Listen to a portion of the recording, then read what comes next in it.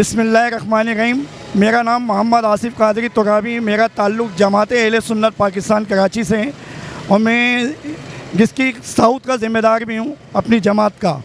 और अल्हम्दुलिल्लाह जैसा कि आप देख रहे हैं कि हमारी पाक फ़िज़ाइया ने जो कल सुबह फ़जर की नमाज के बाद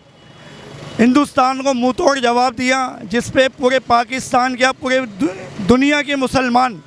एक जोश जज्बे के साथ बाहर निकल आए कि एक जश्न का समय है, पूरे पाकिस्तान में एक जश्न का समय है। इसीलिए हमारे गार्डन की टीम ने भी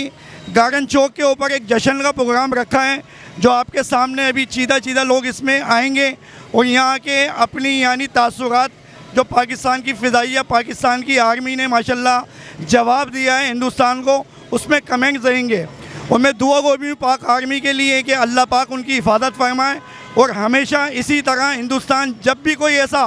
बुज़दिलाना मामला करे उसको इसी तरह मुँह तोड़ जवाब दे।